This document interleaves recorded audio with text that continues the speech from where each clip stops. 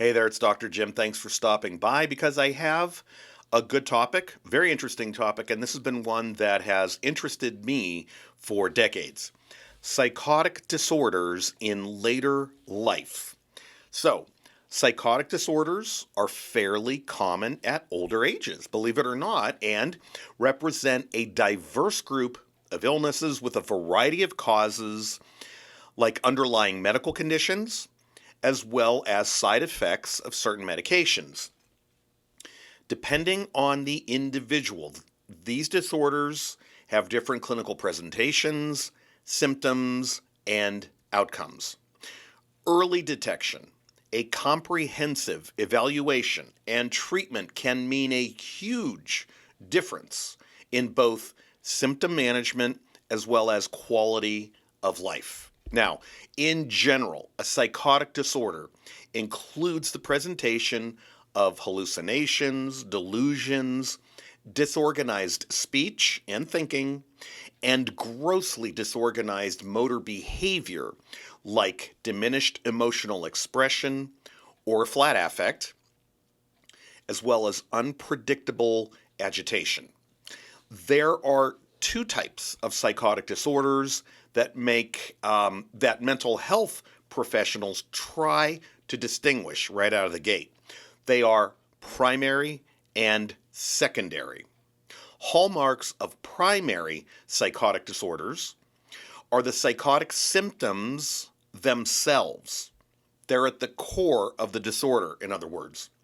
They can be categorized as late onset or even very late onset. So, say in the 50s or 60s, or as late as the 80s and 90s. These disorders also include psychosis as a core symptom of major depressive disorder or bipolar disorder. On the other hand, secondary psychiatric or psychotic disorders include psychosis as a symptom of another disorder, including neurocognitive disorders like Alzheimer's and Parkinson's disease, medical or neurological conditions, delirium, or overuse of certain prescription and illegal drugs. Now let's talk about prevalence. Schizophrenia is in general or has a general prevalence among older adults between 0.1% to 0.5%, which is somewhat lower than the general population, which is around 1%. One reason for the lower prevalence among older adults is increased premature death. Whereas 75 to 80% of all cases occur in earlier life, 20 to 25% of cases begin in later life or very late life. Women tend to show signs of late life psychosis more than men do, particularly after the age of 80. Due to the advanced age in which psychosis occurs, there is an increased risk for dementia in people diagnosed with schizophrenia and other forms of psychosis. Now, there's an interesting type of psychotic disorder, and it's called schizoaffective disorder. It's another type of psychosis and involves a profound disruption in emotions, and individuals with schizoaffective disorder tend to have greater severity of illness and, unfortunately, worse outcomes. Treatment becomes more challenging, and there is an increased risk for suicide. Individuals with schizoaffective disorder are less likely to drive, to be married, or to live independently. They're more likely to have a history of suicidal behavior and are more likely to be treated with various antidepressant medications. This disorder may be common later in life and a primary reason for hospitalization. And here are some symptoms: visual hallucinations, auditory hallucinations, tactile, feeling things that are not there, hallucinations, delusional thinking, and paranoia. risk factors.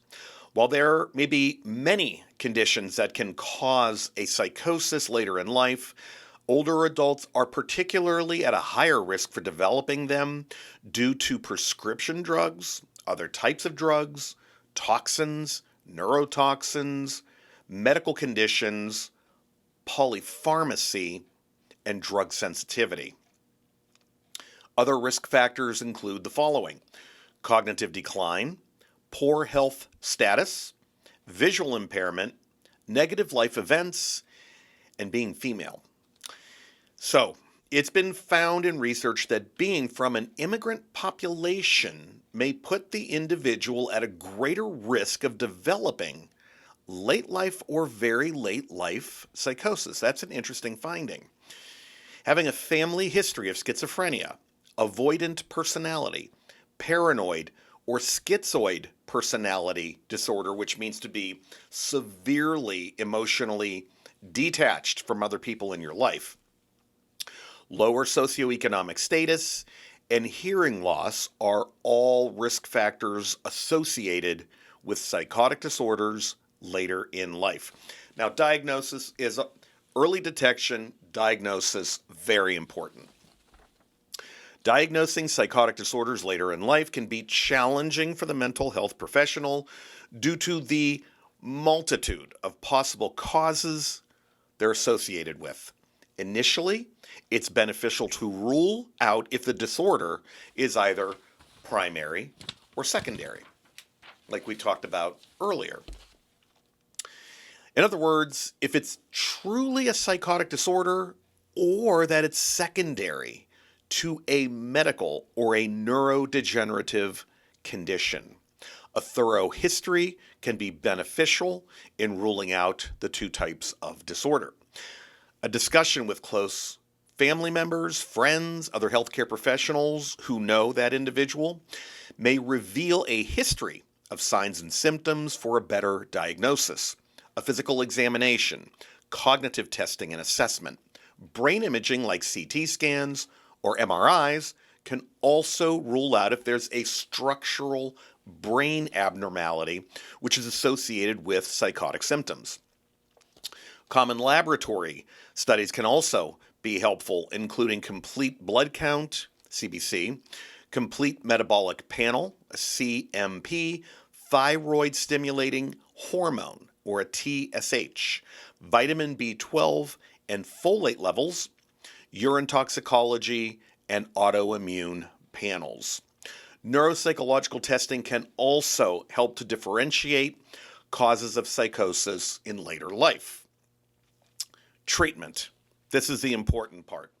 Initially, the goal of treatment is to eliminate any possible causes of secondary symptoms, including prescription medications or a medical condition. Next, a combination of pharmacological and psychosocial or supportive care is provided to better manage symptoms and ensure safety and well-being. Medication should be monitored for effectiveness as well as for potentially negative side effects and may be titrated up, down, or discontinued altogether. A basic rule in the use of psychotropic meds, I'll never forget it, because I worked with a group of geropsychiatrists for several years. Start low and go slow. Antipsychotic drugs should always be prescribed cautiously, as they are associated with significant negative outcomes, including death, and you'll find that on the FDA black box warning, if you have not seen that yet. Treatment can involve ECT, electroconvulsive therapy, if the individual is resistant to medications or psychosocial interventions. Treatment always needs to be individualized and patient-centered for greater success. There's no cookie-cutter treatment for psychosis later in life. Here are my final thoughts before I close things down.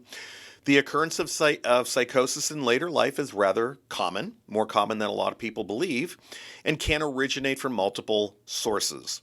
This makes it potentially challenging for the mental health professional to accurately diagnose the specific type of psychotic disorder the individual is exhibiting and experiencing.